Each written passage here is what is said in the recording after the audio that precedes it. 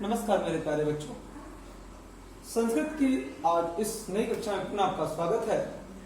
आज हम पाठ 3 तृतीया पाठ तृतीया विभक्ति करण कारक पढ़ेंगे। कक्षा को प्रारंभ करने से पहले मैं आशा करता हूं कि आप पूर्णतः स्वस्थ, असंचित और पूरे ध्यान लगाकर, पूरे मन लगाकर आप अपने विद्या अध्ययन को पूरा कर रहे होंगे। जैसा कि इस समय जो हमारे आसपास की परिस्थितियां हैं वह हमारे हमारे लिए सही तरह से नहीं चल रही, लेकिन फिर भी हम अपने आप को उसके साथ लड़ते हुए हम आगे बढ़ेंगे। आइए अपनी कक्षा की ओर हम आगे बढ़ते हैं। सबसे पहले पिछली कक्षा में हमने पाठ 2 द्वितीय विभक्ति कर्म कारक पढ़ा था, जिसमें हमने आपको गृह कार्य दिया था करने के लिए कि आप उच्चारण करेंगे और पुनः लिखेंगे। साथ ही साथ हमने आपको पृष्ठ संख्या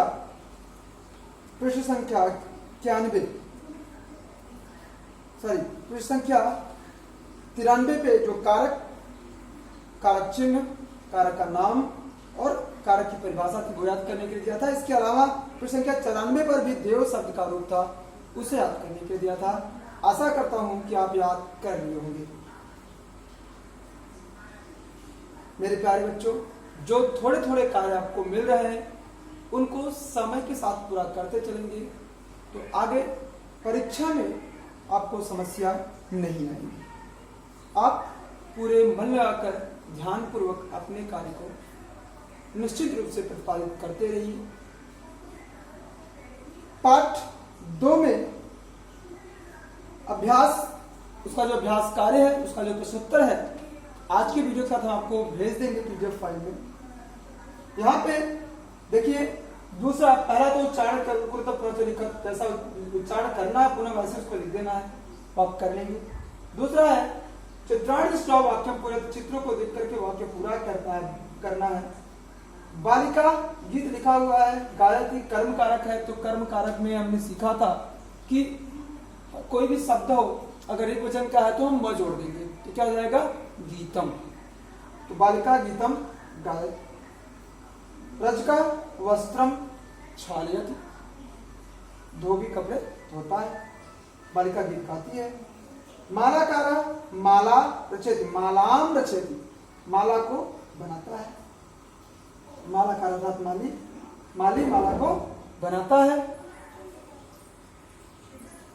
छात्रा कथाम लिखति, छात्र कथा को लिखता है। छात्र कथा को लिखता है। छात्रा कथाम लिखति। आगे है छात्रा पुस्तकम पठति, छात्रा पुस्तक पढ़ती है। आगे तीसरे में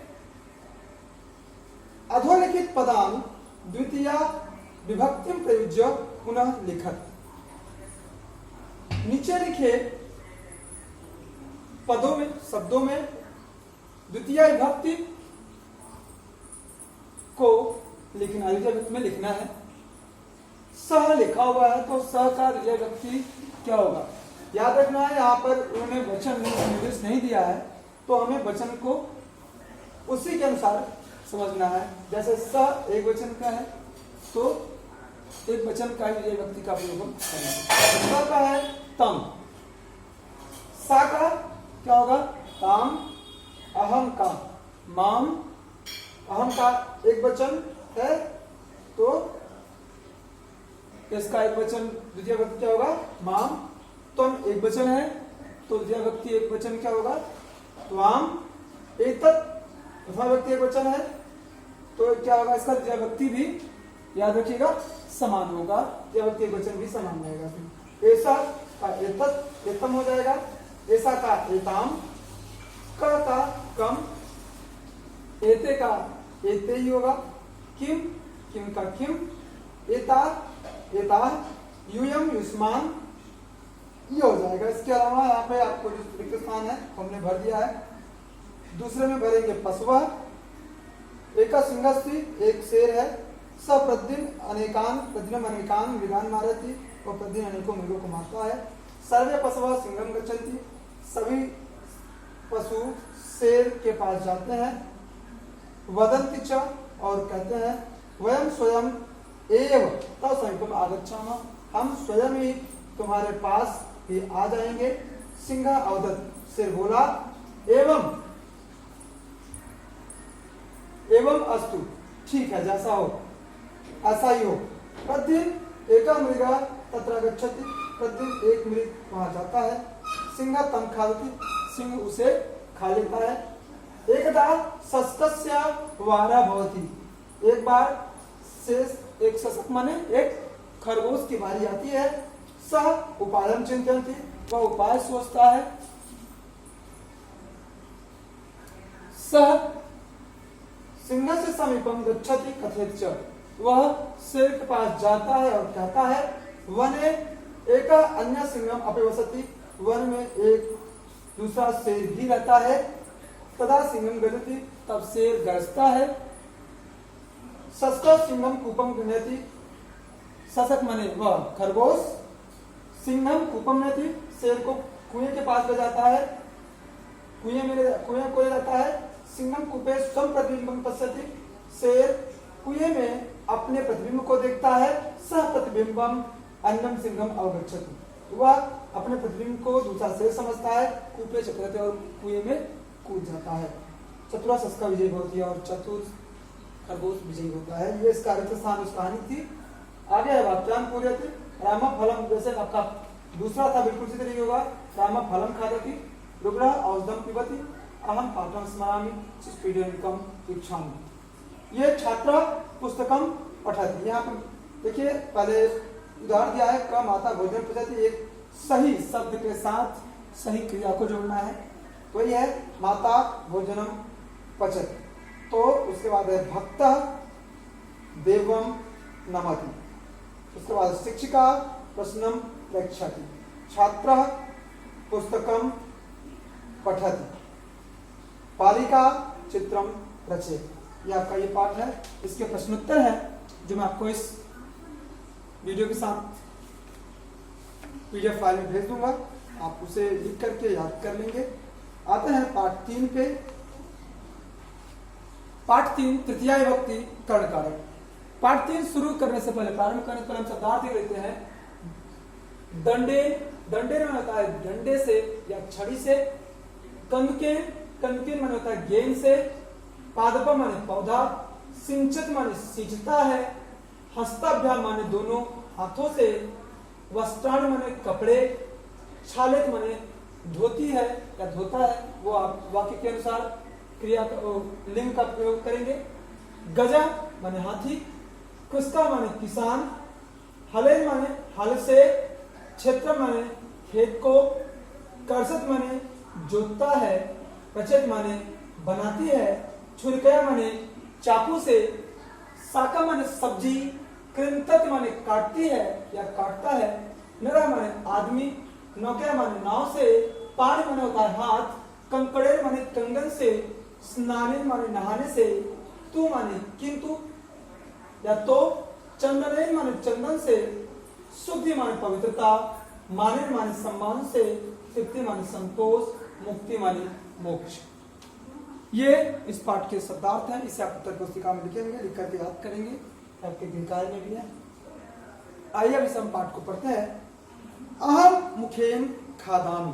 अहम माने मैं, मुखेन माने मुख से के द्वारा। कर्ण कारक, इसका जो कारक चिन्ह है वो है से अथवा के द्वारा। तो यहाँ पे हम मुख से, मैं मुख से या मुख के द्वारा। खादा माने खाता हूँ। सा कलमेन लिखती, वह कलम से लिखती है। सातेता, सा जो है वो स्त्रीलिंग है, तो यहाँ पे लिखती है। अगर स होता तो लिखता है। वह कलम से लिखती है। नरः दंडेन चलती। नरः माने मनुष्य। दंडेन माने छड़ी से, डंडे से। चलत माने चलता है। नर होता, नर की अगर नारी होता तो ये स्त्रीलिंग होता तो चलती है। बालव कंदुकेन क्रीडतः, बालव माने बालक या दो बच्चे, यहाँ बाला बालव, बाला एक बालक, बालव दो बालक, दो बालक दो बच्चे, कंदुकेन माने गेंद से, क्रीडतः माने खेलते हैं। मालाकार मालाकार माली, जले जल से, पादपा माने पौधे को, सिंचित माने सींचता है। माली पानी से या जल से पौधे को सींचता है। महिला हस्ताभ्याम वस्त्राण छायति, महिला हस्ताभ्याम माने दोनों हाथों से, हस्ते हस्ताभ्याम हस्तेभ्यः, महिला दो हाथों से कपड़े धोती है। बालका चरणाभ्याम धावन्ति, बालक पैरों से, दोनों पैरों से, धावन्ति माने दौड़ते हैं या भागते हैं। गजा पादाई चलती, हाथी पैरों से चलता है। अब यहाँ पादाभ्याम नहीं हुआ क्योंकि दो पैर तो हाथी पास चार पैर है, बहुवचन हो गया तो पादा ही हो गया, ठीक है, हाथी पैरों से चलता है। तो मेरे प्यारे बच्चों, इसको ध्यान रखना है आपको। ये क्रिया, किसी क्रिया को करने में कर्ता को जिससे सबसे अधिक सहायता मिलती है उसे कर्ण कारक कहते हैं। कर्ण कारक में तृतीया व्यक्ति का प्रयोग होता है, ये आप जानते हैं और जान भी लें कि कर्ण कारक में हमेशा तृतीया व्यक्ति का ही प्रयोग होता है। वचन जो होता है वो उसके संख्या के अनुसार निर्धारण होता है। तृत क्रिया में सबसे अधिक सहायक दंड है, अतः यह, जैसे वह स दंडेन तृति, आगे इस तरह से बालेन बालकाभ्याम बालकई बालिकया बालिकाभ्याम बालकिनी, पुष्पेन पुष्पाभ्याम पुष्पई, आप इन्हें अभ्यास करेंगे, याद कर लेंगे। आते हैं हम सीधे फिर सह कृषक अस्ति, वह कृषक है, वह किसान है। कृषक किम करोति, किसान क्या करता है। कृषक हलेन क्षेत्रम करोषति, कृषक माने किसान, हलेन माने हल से, क्षेत्र माने क्षेत्र को, खेत को, करसत माने जोतता है। किसान हल से खेत को जोतता है। मेरे प्यारे बच्चों, ये जो आपके सारणी में दिया हुआ है, ये आकारांत संज्ञा शब्द, इन्हें आपको याद कर लेना है और समझना है कि एण और इन लगा देने से किसी मूल शब्द में अगर अकारांत है तो एन या इन लगा देने से, जोड़ देने से वह कर्ण कारक तृतीया विभक्ति एकवचन बन जाता है। अभ्याम लगा देने से द्विवचन बन जाता है और ऐ लगा देने से बहुवचन बन जाता है। और अगर स्त्रीलिंग है तो आया जोड़ देने से वो कर्ण कारक तृतीया विभक्ति एकवचन बन जाएगा। अभ्याम जोड़ देने से कर्ण कारक तृतीया विभक्ति द्विवचन बन जाएगा। आभी जोड़ देंगे तो कर्ण कारक तृतीया विभक्ति बहुवचन बन जाएगा। यही अगर नपुंसक लिंग है तो एन जोड़ेंगे, द्विवचन है तो अभ्याम जोड़ेंगे और बहुवचन है तो आई जोड़ेंगे। इसी तरीके से यहाँ पे दिया हुआ आपका, इसको आपको समझ लेना है, याद कर लेना है। अब आगे हम चलते हैं। तान पुष्पाणि सन्ति, तान माने वे, पुष्पाणि माने पुष्प, सन्ति माने हैं, वे फूल हैं। महिला तैः किम करोति, महिला उनका क्या करती है। महिला पुष्पैः मालाम रचति, महिला फूलों से, तृतीया विभक्ति बहुवचन, फूलों के द्वारा, से के द्वारा या फूलों से, महिला फूलों के द्वारा मालाम, माला को ऐसे माने बनाती है। सा छुरिका अस्ति, वह चाकू है। माता छुरिकया किम करोति, माता छुरिका से क्या करती है। माता छुरिकया साकम कृंतति, माता चाकू से सब्जी काटती है। सा छुरिकया फलान कृंतति, वह चाकू से फल काटती है। एतत् कलमम अस्ति, यह कलम है। ऐसा कलमेन किम करोति, यह कलम से क्या करता है। ऐसा नर कलमेन पत्रम लिखति, यह मनुष्य कलम से पत्र लिखता है। यहाँ कलम शब्द है, कलम में एन जोड़ दिए, कलमेन बन गया। वही जो अभी आपको बताया गया कि अगर अकारांत शब्द है, मूल शब्द है, उसमें एन या एण या इन जोड़ देने से वो तृतीय व्यक्ति वचन बन जाता है। मोहन हस्ताभ्याम नमति, मोहन हाथों से नमस्कार करता है। सह हस्ताभ्याम कम नमति, वह हाथों से किसे नमस्कार करता है? सह हस्ताभ्याम सूर्यम नमति, वह हाथों से सूर्य को नमस्कार करता है। जना नौकया नदी तरंती, लोग नौका से नदी में तैरते हैं। जना नौकया नदी तरंती, लोग नौका से नदी में तैरते हैं। ये हुआ आपके आगे है श्लोक पेज नंबर 22 22 पे। उच्चतम एवं कथितम अस्मिन श्लोके, उच्चतम माने उचित, एवं माने ही, कथितम माने कहा गया है, अस्मिन माने इस श्लोक के माने श्लोक में, इस श्लोक में उचित कहा गया है या सही कहा गया है। दानेन पाणी न तु कंकणेन, स्नानेन शुद्धि न तु चंदनेन, मानेन तृप्ति न तु भोजनेन, ज्ञानेन मुक्ति न तु मुंडनेन। इसका अन्वय नीचे दिया गया है। पाणी दानेन शोभते तु किंतु कंकणेन न, शरीरस्य शुद्धि स्नानेन भवति तु चंदनेन न, तृप्ति मानेन भवति तु भोजनेन न, मुक्ति ज्ञानेन भवति तु मुंडनेन न। अन्वय सबसे पहले हम जानते हैं मेरे प्यारे बच्चों की अन्वय है क्या? अन्वय किसी श्लोक को, श्लोक जो होता है वह एक क्रम से नहीं होता, कर्ता क्रिया करण कर्म ये सब एक क्रम में उसमें नहीं होते। अन्वय क्या करते हैं? अन्वय में हम उस श्लोक को कर्ता के सही क्रम में करते हैं, अर्थात कारक जो होते हैं कारकों को हम सही क्रम में लाते हैं और एक व्याकरणिक दृष्टि से उसका हम सही क्रम बना देते हैं। व्याकरण से सही क्रम बनाने को ही हम संस्कृत में अन्वय कहते हैं। अन्वय समझ आ गया हो कि अन्वय किसे कहते हैं? अब हम एक बार फिर से श्लोक को पढ़ते हैं। दानेन पाणी न तु कंकणेन, स्नानेन शुद्धि न तु चंदनेन, मानेन तृप्ति न तु भोजनेन, ज्ञानेन मुक्ति न तु मुंडनेन। हिंदी अर्थ तो पहले से आपकी किताब में दिया हुआ है, लेकिन मैं आपको इसको एक एक शब्दों का अर्थ बता देता हूं ताकि आपको पूर्णतः समझ आए।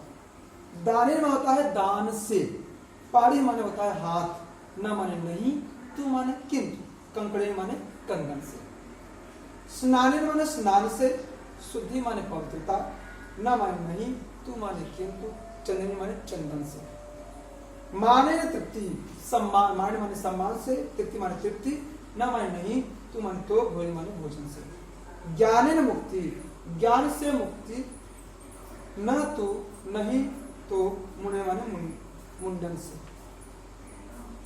दान से, आप हाथ, अब इसको समझिएगा, दान से हाथ की शोभा होती है, दान से हाथ शोभित होता है या शोभा होती है, किंतु कंगन से नहीं।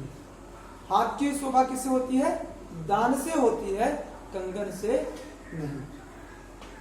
स्नानेन शुद्धि न तो चंदनेन, और स्नान से शुद्धि होती है, स्नान करने से शरीर की शुद्धि होती है, चंदन का लेपन कर लेने से नहीं। चंदन का लेपन का तात्पर्य है कि आजकल परफ्यूम आते हैं, सेंट आते हैं, तो लोग आजकल नहाए नहीं उसी का प्रयोग कर लिए, साफ सुथरे बन गए। तो उससे आपका श्लोक कहता, आपकी नीतियां कहती हैं कि परफ्यूम इत्र का प्रयोग करने से शरीर की शुद्धि नहीं हो जाती, स्नान करने से शरीर की शुद्धि होती है। तो स्नान करने से शरीर की शुद्धि होती है, ना कि चंदन का लेप लगाने से। मानेन तृप्ति, सम्मान देने से तृप्ति होती है, न कि भोजन से। अगर आप किसी को भोजन आपके दरवाजे आए और आप खूब भोजन करें, परंतु उसे आप जाते वक्त खूब गाली दे दीजिए, तो क्या वो खुश होकर जाएगा? नहीं। लेकिन आप एक गरीब आए और उसे प्यार से बैठाइए, सम्मान दीजिए, भले भोजन मत दीजिए, केवल उसे जो चाहिए थोड़ा सा आप कुछ भी दे दीजिए या उसे अपनी वाणी से ही तृप्त कर दीजिए तो वो तृप्त होकर चला जाएगा। ज्ञानेन मुक्ति, ज्ञान से मुक्ति मिलती है, न तो मुंडने न, मुंडन कराने से मुक्ति नहीं मिलती।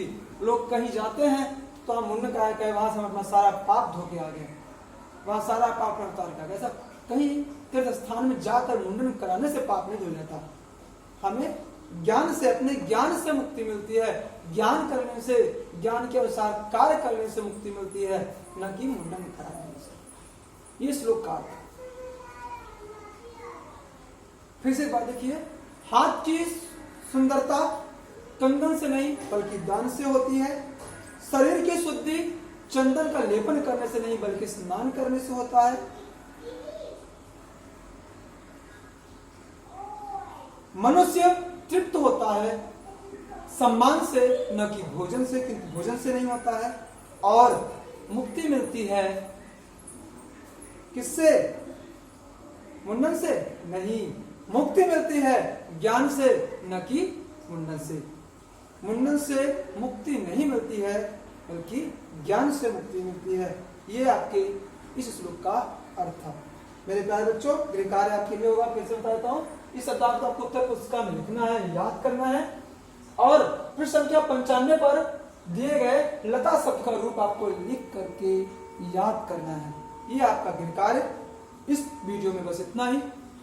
अगली कक्षा में फिर से आपसे मिलेंगे, तब तक के नमस्कार, धन्यवाद।